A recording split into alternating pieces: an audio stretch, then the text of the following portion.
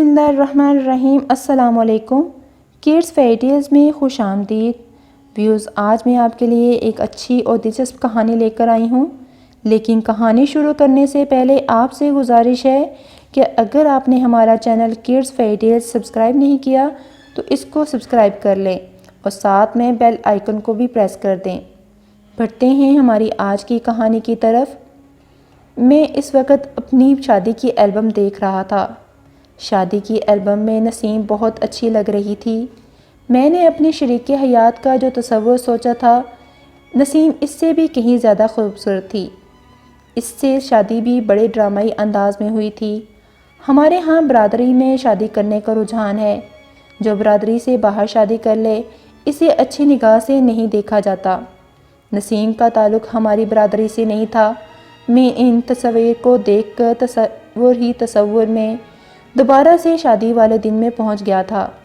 سب گھر والے اور رشتہ دار شادی کی تقریب میں موجود تھے۔ میرے دوست بھی میرے ارد گرد بیٹھے مجھے مبارکباد دے رہے تھے اور میری قسمت پر رشک کر رہے تھے کہ اتنی خوبصورت بیوی مجھے مل رہی ہے۔ میں خود بھی اپنے آپ کو خوش نصیب تصور کر رہا تھا کہ مجھے تصور سے زیادہ حسین بیوی مل رہی تھی۔ یا تم نے بہت اچھی جگہ ہاتھ مارا ہے۔ ظہیر نے میرے کندھے پر اپنے ہاتھ کا زور دیا۔ میں نے مسکرا کر اس کی طرف دیکھا۔ بھئی اپنی اپنی قسمت ہے، زبیر نے زوردار کہکا لگایا۔ اس نے یہ جملہ جان بوجھ کر ادا کیا تھا کیونکہ ظہیر کی بیوی واجبی صورت کی مالک تھی، جبکہ ظہیر ایک خوبصورت سمارٹ نوجوان تھا۔ جب وہ دونوں ساتھ کھڑے ہوتے تو دونوں کی جوڑی بے جوڑی سی لگتی تھی۔ ہاتھ ہلکا رکھو، ہر وقت اس کا مذاق مت اڑایا کرو، میں نے ہلکے سے زبیر کے کان میں کہا۔ میری بات پر وہ مسکرا کر رہ گیا۔ اس وقت نسیم کی بہنیں اور کزن دودھ کا گلاس لے کر آئیں۔ گلاس دیکھ کر میں اور میرے دوست چونکے۔ ظہیر مسکرایا اور زور سے بولا، دیکھو کس پیار سے دودھ کا گلاس لے کر آئی ہیں، اور تم لوگ ایسے سوچ رہے ہو جیسے دودھ میں زہر ملا کر لائی ہیں۔ لو سب سے پہلے میں دودھ پی لیتا ہوں۔ ظہیر نے گلاس اٹھا کر پینا شروع کر دیا۔ اس کے دودھ پینے پر میری اور زبیر کی ہمت بھی بڑھی اور ہم نے بھی دودھ پینا شروع کر دیا۔ گلاس خالی کر کے ان کے حوالے کر دینے پر بھی وہ اپنی جگہ سے نہیں ہٹی تو میں نے ظہیر کی طرف دیکھا۔ مجھے ایسے کیوں گھور رہے ہو؟ جب دودھ پیا ہے تو انہیں دودھ پلائی بھی دینا پڑے گی، ظہیر نے کہا۔ کیوں بھائی، یہ صحیح کہہ رہا ہے؟ زبیر نے ان سے ہمت کر کے پوچھا۔ 2000 روپے دینے پڑیں گے، ان میں سے ایک لڑکی بولی۔ ارے باپ رے باپ، یہ رقم بہت زیادہ ہے، کچھ رعایت کرو۔ کیوں 2000 روپے زیادہ ہے؟ دوسری لڑکی بولی۔ ہاں بہت زیادہ ہے، ابھی جوتا چھپائی کی رسم بھی باقی ہے، زبیر نے کہا۔ ٹھیک ہے 200 روپے کم دے دو، تیسری لڑکی چہکی۔ یہ تو تم نے بڑی رعایت کر دی، ظہیر نے کہکا لگایا۔ ہاں ہاں، انہوں نے حاتم تائی کی قبر پر لات مار دی ہے، زبیر نے کہا۔ اس کی بات پر لڑکیوں کی ہنسی چھوٹ گئی۔ اچھا 1500 روپے دے دو، پہلی لڑکی بولی۔ نہ تمہاری بات نہ ہماری بات، 1000 روپے لے لو، ظہیر نے چہکتے ہوئے کہا۔ ظہیر کی بات پر لڑکیاں سوچ میں پڑ گئی اور پھر مان گئی۔ ظہیر نے اس وقت 1000 روپے کا نوٹ لڑکیوں کے حوالے کر دیا اور خوشی خوشی وہ چلی گئیں۔ 1000 روپے میں بھی یہ دودھ مہنگا ہے، میں نے ظہیر کے کان میں سرگوشی کی۔ یہ خاص دودھ ہے جو لڑکیوں نے پیش کیا، جو دودھ ہم خریدتے ہیں وہ عام دودھ ہوتا ہے، ظہیر نے کہا۔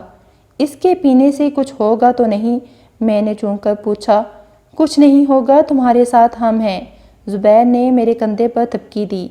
امی جان کے چیخنے کی آواز پر میں ماضی سے دوبارہ حال میں لوٹ آیا اور تیزی سے امی جان کے کمرے میں گیا۔ ابو بھی پریشانی کے عالم میں کمرے میں کھڑے تھے۔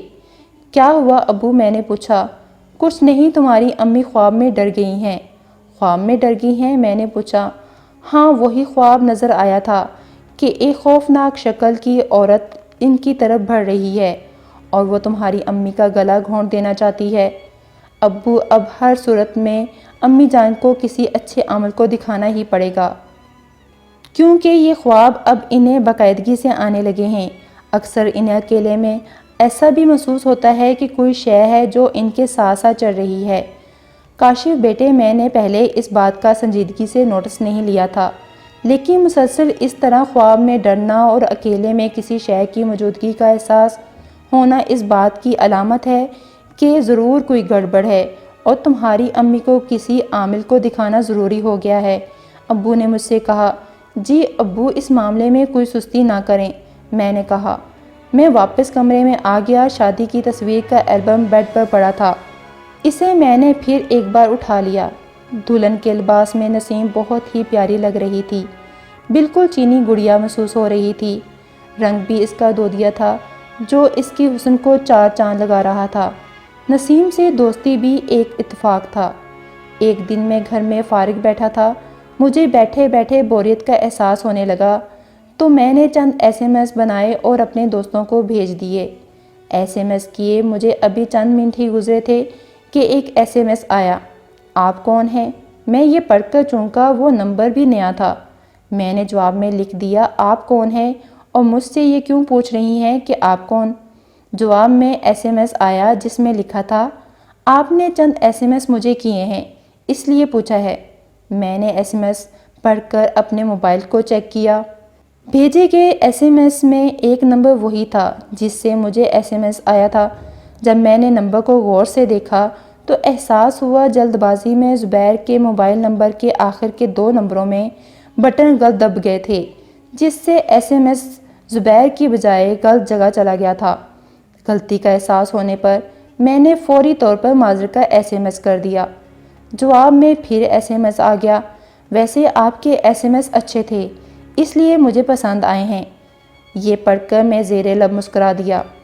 اس دن کے بعد مجھے جو اچھے SMS دوستوں کی جانب سے ملتے وہ میں اس نمبر پر بھیج دیتا اور جواب میں دوسری طرف سے شکریہ ادا کیا جاتا۔ اس بات کو 6 ماہ گزر گئے تھے، نہ میں نے یہ جاننے کی کوشش کی کہ وہ کون ہے اور نہ ہی دوسری طرف سے جاننے کی کوشش کی گئی۔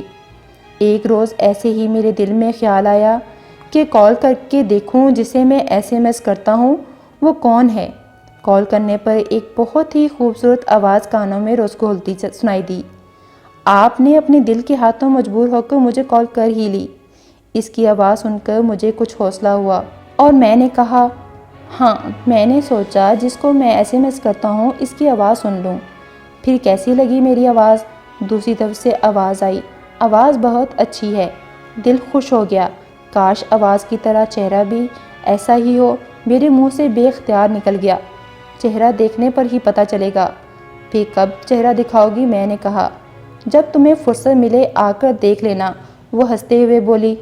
کہاں دیکھ لوں؟ جیب اجازت دے تو کسی ریسٹورنٹ میں، ورنہ ریسٹورنٹ ہی ٹھیک رہے گا، میں جلدی سے بولا۔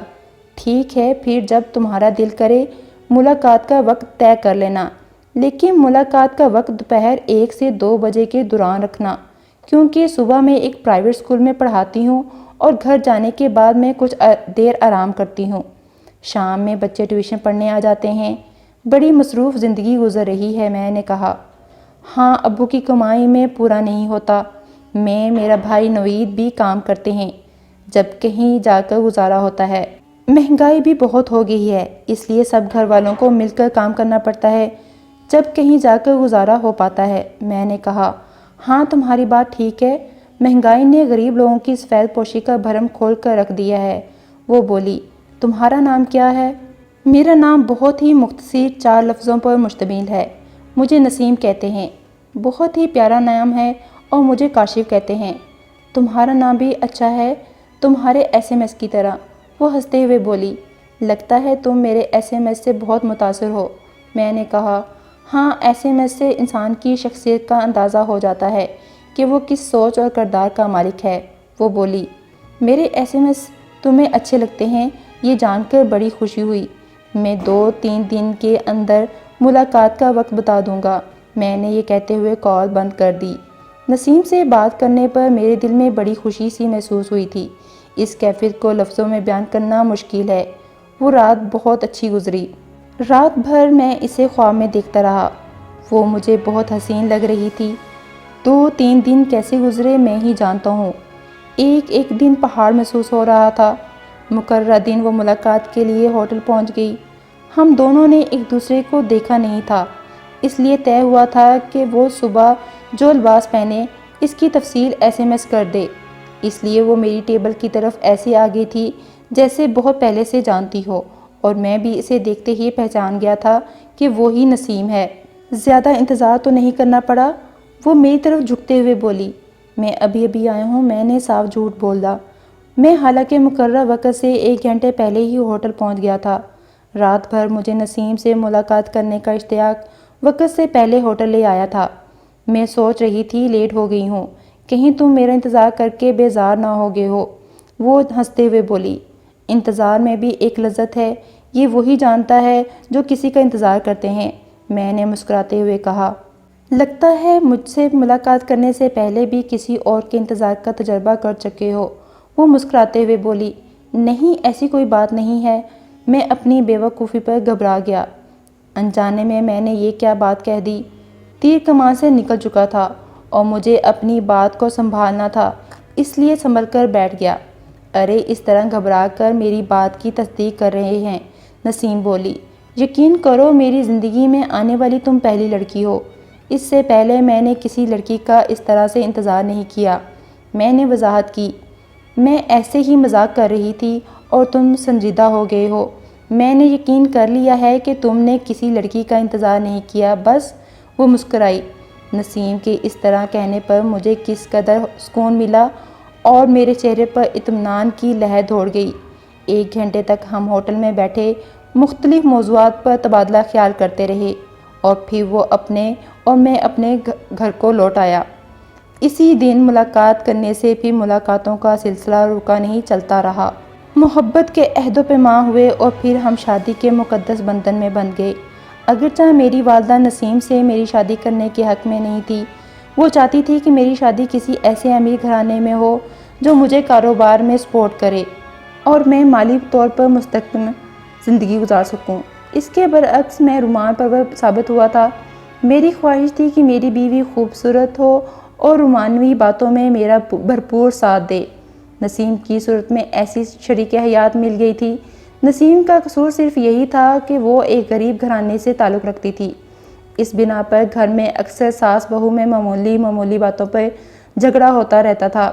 میں جب گھر آتا نسیم کا منہ پھولا ہوتا تو میں اسے سمجھاتا، نسیم تم وقت کی نزاکت کو سمجھا کرو، تم اس گھر میں نہیں ہو، اس لیے امی جان اور تمہیں ایک دوسرے کو سمجھنے میں کچھ وقت ضرور لگے گا، لیکن جب تم ایک دوسرے کو اچھی طرح سے سمجھ جاؤ گی پھر کوئی جھگڑا نہیں ہوگا اور گھر جنت کا نمونہ بن جائے گا۔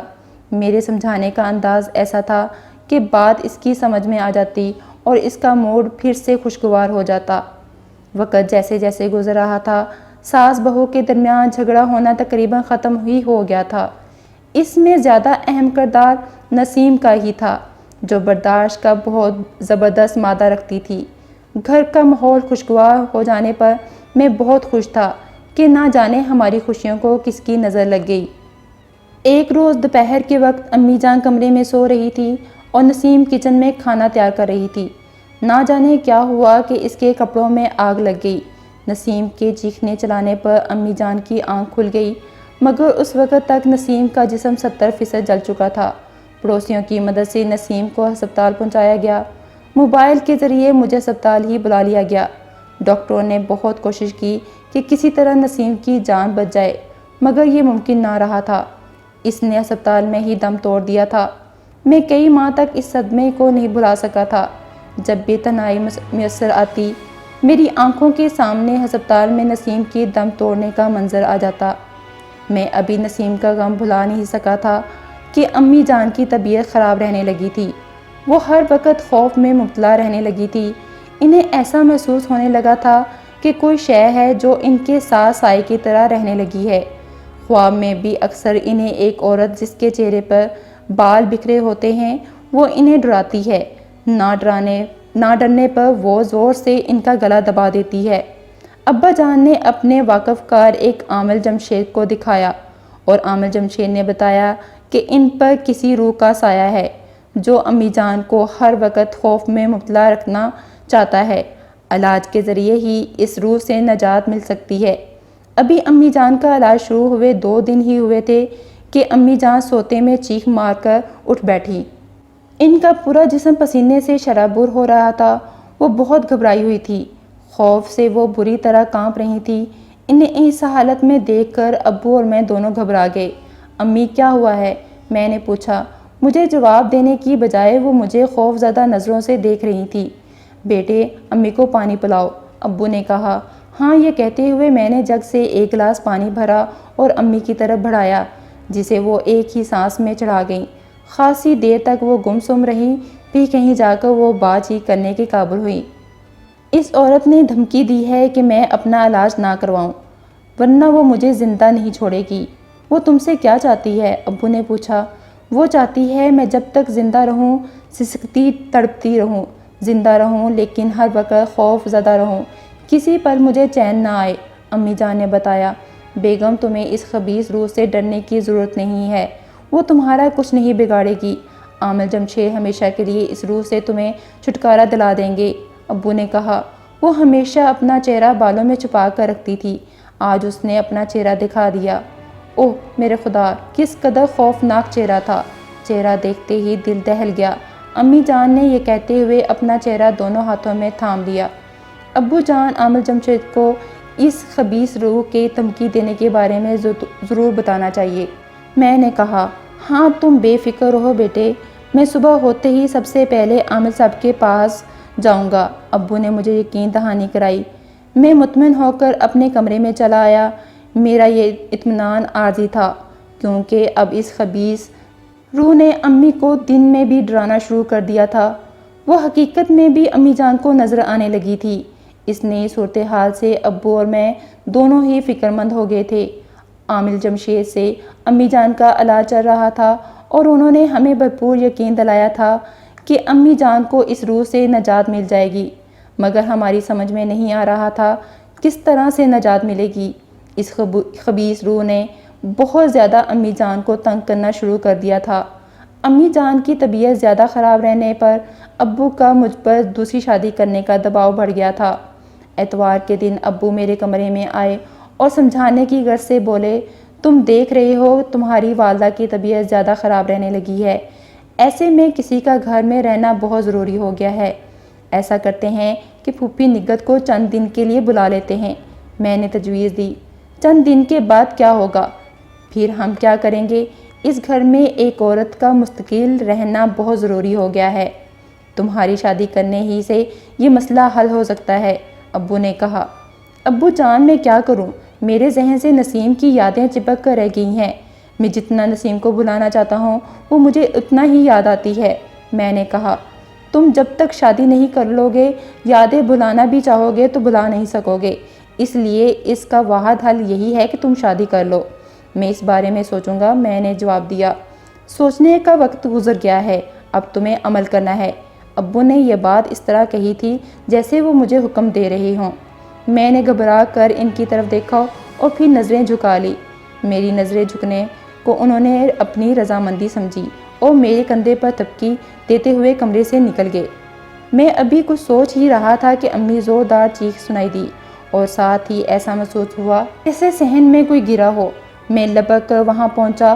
امی جان سیڑھیوں سے بری طرح لٹکھڑاتی ہوئی نیچے گری تھی۔ ان کا پورا چہرہ لہو لہان ہو رہا تھا، جسم بری طرح سے کانپ رہا تھا۔ ابو بھی ان کے پاس پہنچ چکے تھے۔ کاشف بیٹے، مجھے نسیم نے بہت زور سے دھکا دیا تھا، امی جان کے منہ سے بے اختیار یہ جملہ نکلا۔ کیا؟ میں نسیم کے نام پر بری طرح چونکا۔ ہاں بیٹے، وہ نسیم ہی تھی۔ یہ کہتے ہوئے امی جان بے ہوش ہو گئی۔ ہم امی جان کو ہسپتال لے کر بھاگے۔ ڈاکٹرز نے مرہم پٹی کر کے بہتا ہوا خون بند کر دیا تھا۔ وہ ہوش میں نہیں آ رہی تھی۔ امی جان کو ہسپتال میں داخل کرا لیا گیا تھا۔ ڈاکٹروں کا کہنا تھا کہ امی کے سر پر شدید چوٹ آئی ہے، اس لیے ان کا فوری طور پر ہوش میں آنا ناممکن ہے۔ یہ بھی خدشہ تھا کہ ہوش میں آتے ہی کومے میں نہ چلی جائیں۔ ڈاکٹرز کی یہ بات سن کر ہم دونوں باپ بیٹے فکر مند ہو گئے تھے کہ اب کیا ہوگا۔ امی جان کی اس بات نے مجھے الجھن میں ڈال دیا تھا کہ نسیم نے امی جان کو دھکا دیا ہے۔ یہ کیسے ممکن تھا کہ ایک شخص مر چکا ہے، پھر وہ کس طرح سے ایک زندہ انسان کو نقصان پہنچا سکتا ہے؟ یہ بات ایک معمہ کی طرح تھی، وہ امی جان کو ہوش میں آنے پر ہی حل ہو سکتا تھا۔ ایک ہفتہ مسلسل بے ہوش رہنے کے بعد امی ہوش میں آ گئی تھی۔ وہ بہت کمزور ہو گئی تھی۔ خاصی دیر مجھے ایسے گھورتی رہیں کہ جیسے پہچاننے کی کوشش کر رہی ہوں اور پہچان نہیں پا رہی ہوں۔ میں بھی ان کے پاس چپ چاپ بیٹھا رہا۔ پھر انہوں نے خود ہی رونا شروع کر دیا۔ امی کیا ہوا ہے؟ کیوں رو رہی ہیں آپ؟ میں نے پوچھا۔ مجھے معاف کر دو کاشف بیٹے، وہ بلک بلک کر رو رہی تھی۔ کیا بات ہے امی، مجھ سے کیوں معافی مانگ رہی ہیں؟ میں نے پوچھا۔ میں بہت گناہ گار ہوں، بس تم مجھے معاف کر دو، وہ میرے سامنے ہاتھ جوڑتے ہوئے بولی۔ امی کیوں مجھے گناہ گار کر رہی ہیں؟ آخر بات کیا ہے؟ کچھ مجھے بھی تو بتائیں۔ کاشف بیٹے، مجھے نسیم سے سخت نفرت تھی۔ میں نے تمہارے سنہرے مستقبل کا جو خواب دیکھا تھا وہ نسیم کے گھر آ جانے سے چکنا چور ہو کر رہ گیا تھا۔ میں نے وقتی طور پر خاموشی اختیار کر لی تھی کہ تمہارے ابا جان کی اس شادی میں مرضی شامل تھی اور میں ان کا دل توڑنا نہیں چاہتی تھی۔ میں موقع کی تلاش میں تھی کہ نسیم کو تمہاری زندگی سے کس طرح دور کر دوں۔ ایک دن مجھے موقع مل گیا۔ اس دن نسیم کو کچن میں کھانا پکاتے ہوئے نہ جانے کیسے چکر آ گیا اور وہ چکرا کر فرش پر گر پڑی۔ نسیم کے گرنے کی آواز پر میں لپک کر کچن میں آ گئی جہاں نسیم بے ہوش پڑی تھی۔ میں نے موقع سے فائدہ اٹھایا اور اس پر مٹی کا تیل چھڑک کر آگ لگا دی اور خود کمرے میں آ گئی۔ اس کے خوب شور مچانے پر بھی میں کچن میں نہیں گئی۔ کچن میں جلتے ہوئے نسیم کو کچھ سمجھ میں نہیں آ رہا تھا کہ وہ کیا کرے۔ اس نتیجے میں اس کا 70% جسم جل گیا تھا۔ محلے والے نسیم کی چیخ و پکار سن کر گھر میں داخل ہوئے۔ تب میں لپک کر صحن میں آ گئی اور محلے والوں کے سامنے ایسے بن گئی کہ میں سو رہی تھی اور نسیم کی چیخ و پکار سن کر ابھی بیدار ہوئی ہوں۔ میں نسیم کے پاس موجود نہیں تھی، اس لیے محلے والوں کو بھی یقین آ گیا کہ نسیم اپنی غفلت اور لاپرواہی سے جل گئی ہے۔ نسیم کے انتقال ہو جانے پر وہ مجھے خواب میں آ کر ڈرانے لگی تھی۔ دن میں چلتے پھرتے پھر مجھے ایسا محسوس ہوتا کہ نسیم میرے آس پاس موجود ہو۔ وہ مجھے کوئی نقصان پہنچانے کی پوزیشن میں نہیں تھی، پھر بھی خواب میں آ کر ڈرانے لگتی تھی۔ جب عامل جمشید سے علاج کی باتیں ہونے لگی تو اس نے مجھے دھمکی دی کہ میں اپنا علاج نہ کرواؤں ورنہ میرا انجام بہت برا ہوگا۔ میں نسیم سے خوف زدہ تھی، اس لیے میری خواہش تھی کہ میں کسی طرح نسیم سے مجھے چھٹکارا مل جائے۔ وہ مر کر بھی مجھے اپنی صورت دکھاتی رہتی تھی اور مجھے اس کی صورت دیکھنا گوارا نہ تھا۔ عامل جمشید سے میرا روحانی علاج ہونے پر نسیم کی روح کو شدید غصہ آ گیا تھا۔ واقعے والے دن میں چھت پر کپڑے سکھانے گئی تھی۔ کپڑے پھیلاتے ہوئے مجھے محسوس ہوا جیسے کسی نے میری چٹیا کو زور سے کھینچا ہو۔ میں نے پلٹ کر دیکھا۔ نسیم کو وہاں دیکھ کر میرے ہاتھ پاؤں پھول گئے۔ میں ابھی نیچے بھاگنے کی سوچ ہی رہی تھی کہ وہ غصے سے مجھے دیکھتے ہوئے بولی، میں نے تجھے منع کیا تھا کہ اپنی روحانی علاج مت کروا، مگر تیری سمجھ میں یہ بات نہیں آ رہی ہے۔ تجھ سے چھٹکارا پانے کے لیے میں نے تجھے جلا کر مار ڈالا، مگر تو پھر بھی میرا سکون برباد کرنے پر تلی ہوئی ہے۔ میں ضرور اپنا روحانی علاج کرواؤں گی تاکہ تجھے چڑیل کا منحوس چہرہ دیکھنے سے نجات مل جائے۔ میں نے غصے سے کہا، نہ جانے مجھ میں اتنی ہمت کہاں سے آ گئی تھی جو اس طرح سخت لہجے میں نے اس سے بات کر دی۔ میری بات پر وہ چراغ پا ہو گئی۔ تو زندہ رہے گی تب نہ علاج کرائے گی، میں تجھے اس قابل چھوڑوں گی ہی نہیں۔ یہ کہتے ہوئے وہ مجھ پر حملہ آور ہوئی۔ میں اپنا دفاع کرتے ہوئے تیزی سے سیڑھیوں کی طرف لپکی تو وہ بھی میرے پیچھے دوڑی۔ میں نے جیسے ہی سیڑھیوں پر قدم رکھا اس نے زور سے مجھے دھکا دیا اور میں لڑکھڑاتی ہوئی سیڑھیوں سے نیچے آ گری۔ میرے سر پر شدید چوٹ آئی تھی اس لیے میں بے ہوش ہو گئی۔ امی جان کا یہ انکشاف مجھ پر بجلی بن کر گرا تھا۔ میری بیوی نسیم کی قاتل کوئی اور نہیں میری امی تھی۔ میرے کچھ سمجھ میں نہیں آ رہا تھا کہ اس خونی انکشاف کو سن کر ان کے ساتھ کیا سلوک کروں۔ میں ان کے بیڈ سے ہٹ کر دور ہو گیا۔ میں نے غصے سے اپنی انگلیاں بھینچی ہوئی تھی۔ غصہ اتنا شدید تھا کہ میں ہسپتال سے باہر نکل آیا۔ میں خود پر کنٹرول نہیں کر پا رہا تھا۔ نہ جانے میں کتنی دیر یوں ہی مختلف شہراہ پر چلتا رہا۔ مجھے کچھ ہوش نہیں تھا۔ میری آنکھوں کے آگے نسیم کا معصوم سا چہرہ بار بار آ رہا تھا۔ کس قدر اسے جلنے میں تکلیف ہوئی ہوگی۔ کاش اس روز میں گھر پر ہوتا، میں کبھی بھی نسیم کو جلنے نہیں دیتا۔ جب مجھے کچھ ہوش آیا تو میں واپس ہسپتال آ گیا۔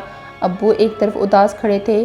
میں جب ان کے پاس گیا تو وہ بڑی اداسی سے بولے، بیٹے تمہاری امی ہمیں چھوڑ کر چلی گئیں، کیسے میرے منہ سے بے اختیار نکلا۔ کچھ دیر قبل ان کی طبیعت اچانک پھر سے خراب ہو گئی تھی۔ ڈاکٹرز نے انہیں ایمرجنسی روم میں لے گئے تھے مگر ان کو بچانے میں ناکام رہے اور وہ انتقال کر گئی۔ ایمبولینس کا انتظام ہو گیا ہے، اب انہیں گھر لے کر جا رہے ہیں۔ تم حوصلہ رکھو اور ہمت سے کام لو۔ امی جان کے انتقال پر مجھے یہ دوسرا دھچکا لگا تھا، پہلے ان کے انکشاف سے لگا تھا۔ ایمبولینس میں امی جان کی لاش رکھی گئی تھی۔ میں بھی ابو کے ساتھ ایمبولینس میں بیٹھ گیا۔ امی جان نسیم کی قاتل تھی اور نسیم کی روح نے اپنے قتل کا انتقام لے لیا تھا۔